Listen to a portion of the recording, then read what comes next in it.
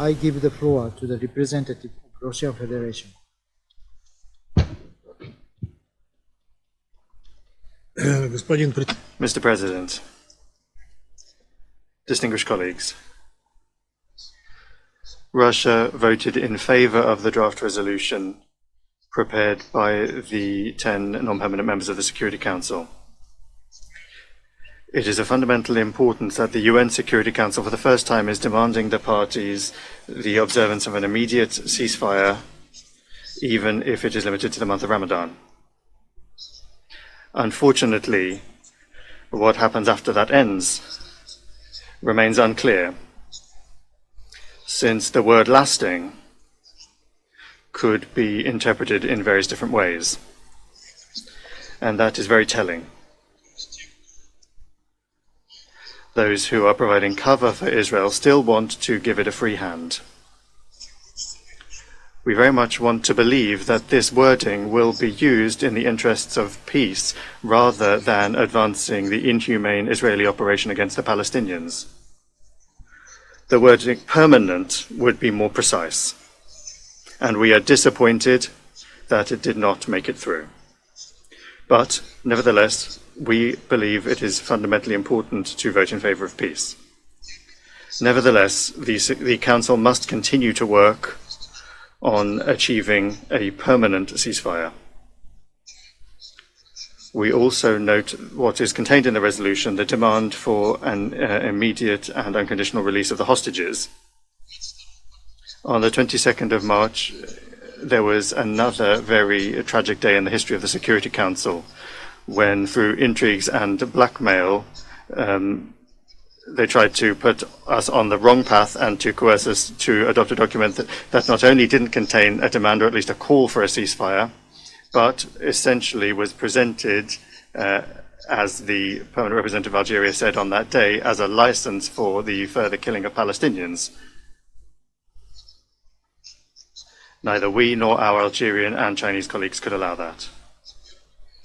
From the first day of the escalation in the Palestinian-Israeli conflict zone, the Russian delegation has been calling upon members of the Security Council to respond to the unprecedented upsurge in violence with precise and an unambiguous demand for an immediate, permanent ceasefire in the Gaza Strip,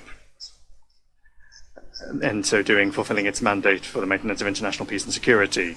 Today, during the vote on our amendment, we once again saw the true face of our colleagues on the Security Council, and we realized who truly wants to end rather than suspend the inhumane Israeli operation. We would like to point out the following.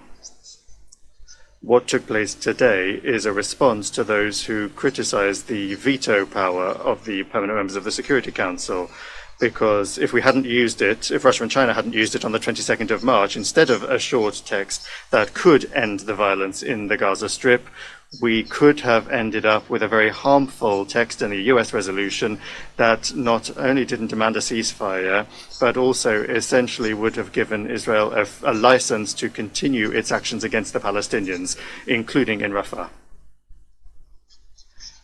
In conclusion, I would like to remind the representative of the United States, who time and again accuses the Council of not being able to condemn attacks on Israel, and Russia of not being able to condemn the 7th of October terrorist attack.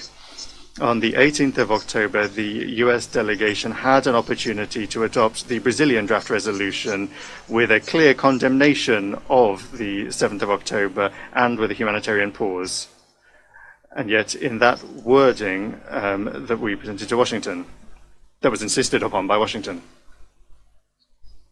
I remind you that at that time, the delegation of Russia, when voting on the resolution, abstained, but the United States vetoed the Brazilian text. Therefore, you should only accuse yourselves. We must not return to this moment endlessly since the 6 months that have taken place since the 7th of October, the Hamas actions that have repeatedly been condemned by all members of the Security Council in their national capacity.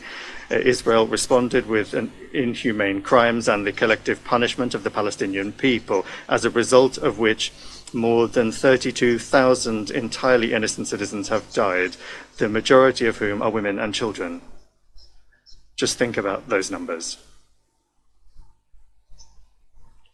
I would also like to remind you that immediately and unambiguously Russia condemned what took place on the 7th of October, and there's no need to continue speculating on that subject.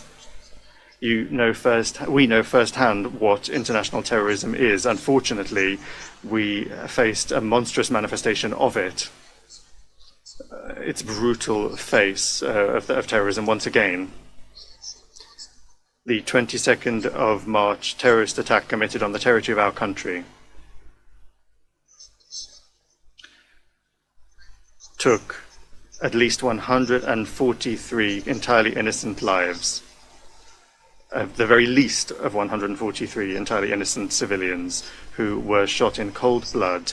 And we have faced such manifestations of terrorism also in the 90s, and we suffered heavy losses as a result. We are grateful to all of those who today expressed their condolences. Thank you. I thank the representative of Russian Federation for their statement.